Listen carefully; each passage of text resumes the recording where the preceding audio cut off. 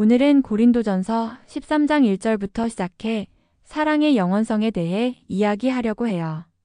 고린도전서 13장이 유명한 이유는 은사들의 한계성을 언급하면서 사랑은 영원하다는 메시지를 전하고 있기 때문이에요. 11장부터 14장까지는 예배에 대한 구체적인 내용과 교훈을 담고 있어요. 특히 공적 예배 시 여성의 예배포 착용 문제나 성찬에 대한 이야기가 있었죠. 성찬을 제대로 사용하지 못하고 가난한 사람들을 배고프게 하는 것은 올바르지 않다고 비판하는 주제를 다루고 있어요. 성령이 나눠준 다양한 은사들에 대해 이야기하며 각각의 역할을 해야 한다고 강조해요. 고린도 교회에서는 각자 자기 은사를 자랑하고 다른 사람의 은사를 멸시해 혼란을 야기했지만 서로의 역할이 중요하다고 비유하고 있어요. 각각 다른 은사와 직분이 있지만 그것보다 얼마나 충성스럽게 일을 했느냐가 더 중요하다고 강조하며 이를 게을리한 사람은 악한 종이라고 비판하고 있죠. 악하고 게으른 종이 교회 공동체에서 받은 은사를 잘 활용하지 않으면 한계가 있으며 사랑은 영원한 은사로서 모든 것의 기초가 된다. 고린도 교회는 다양한 은사 덕분에 혼란이 생겼고 은사의 진정한 목적은 교회의 유익을 위한 것인데 자랑이나 교만은 문제를 일으켰다. 사랑이 없는 모든 은사는 결국 자기에게 아무 유익이 없고 사랑의 구체적 특성, 은사의 한계성, 사랑의 영원성에 대해 구분되어 설명된다. 고린도전서 13장은 사랑의 중요성을 강조하며 사랑이 없으면 아무것도 아니라는 메시지를 전해줘. 사랑은 참을성 있고 온유하며 자랑하지 않고 교만하지 않으며 모든 것을 믿고 견디는 성질을 가지고 있어.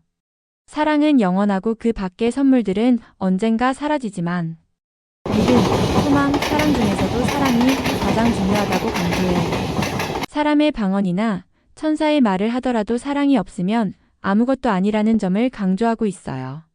예언, 비밀과 지식, 믿음 같은 은사가 있지만 사랑이 없으면 이 모든 것도 무의미하다는 거죠.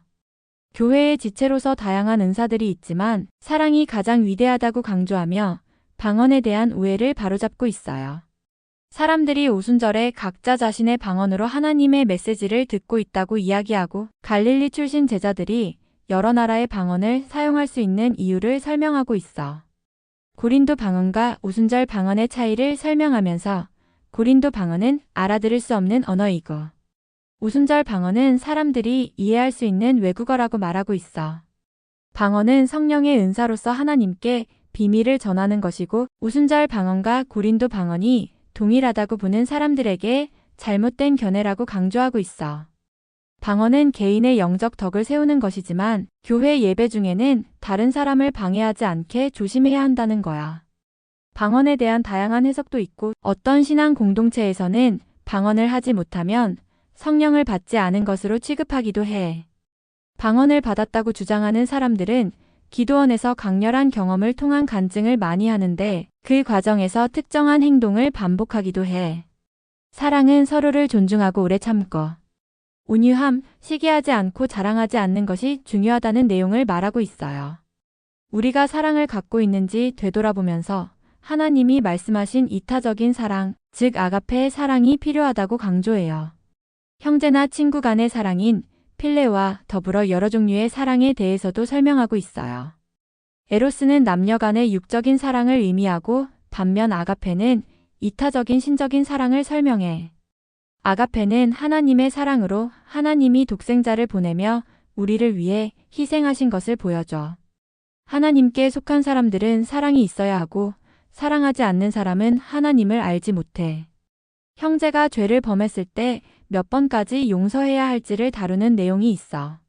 70번에 7번까지 사랑하라는 말처럼 누군가 잘못을 인정하는 건 현실에서 쉽지 않다는 점을 이야기해요. 회개를 전제로 하는 조건부 용서와 증오를 품지 않기 위한 일방적인 용서의 개념을 언급해요. 자기 자랑은 오히려 겸손함을 강조하고 다른 사람이 칭찬하게 만드는 게 진정한 자랑이라는 성경의 가르침을 소개해요. 헨리 엔젤리의 겸손한 마음과 자기 자신의 죄를 먼저 돌아보라는 복음의 메시지를 강조해요. 사랑은 영원하다는 개념을 설명하며 고린도전서 13장의 구절들에서 사랑의 본질과 한계를 이야기해요. 신천지는 예언이 성취된 것이라고 주장하며 자신들이 계시록의 실상을 모방한다고 말하는데 그 주장은 틀릴 수 있어요. 신천지는 자신들의 교리를 정당화하기 위해 예언과 방언은 끝났고 보혜사 성령의 역사로 이어진다고 주장하지만 이는 잘못된 이해에 기반했어요.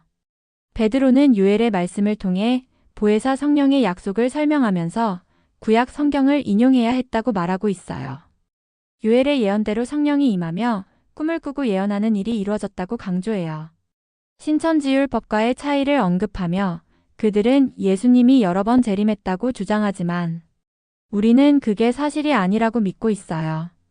우리는 예수님이 오지 않았다고 믿으며 성경 공부를 통해 진리를 알 수 있다고 강조하고 있어요. 또 잘못 배우면 잘못 알게 되며 어린아이 같은 신앙에서 벗어나야 한다고 말해요. 고대의 청동 거울은 제대로 닦지 않으면 희미하게 비치기 때문에 주님이 오실 때에는 우리가 예수님의 얼굴을 직접 대면하게 될 거라고 얘기해요. 영원한 사랑이 있듯이 모든 것에는 끝이 있는 반면에 하나님의 사랑은 절대 끊어지지 않는 것임을 강조해요. 하나님의 말씀은 영원히 변하지 않으며 육체는 없어지더라도 복음은 영원하다고 말해요. 주님이 오실 때 영원한 복음을 만날 것이고 우리는 그날을 사모하며 기다린다고 합니다. 신천지는 주님이 오시는 새로운 나라를 소망하고 단순히 간판만 붙였다고 신천지가 아니라고 강조해요. 계시록에서 말하는 새 하늘과 새 땅은 사망과 고통이 없는 영적 안식의 땅이라고 설명해요. 신천지에 다니는 사람들은 오히려 전도의 압박감 때문에 힘들어 보이며 진정한 영생과 사랑이 없는 곳이라고 비판해요. 사랑은 영원한 것이며 우리가 소망을 가지고 인내해야 한다는 메시지를 전하고 있습니다. 사도 바울은 사랑이 없으면 능력이나 은사가 아무 쓸모가 없다고 강조하면서 사랑의 본질과 중요성에 대해 이야기합니다.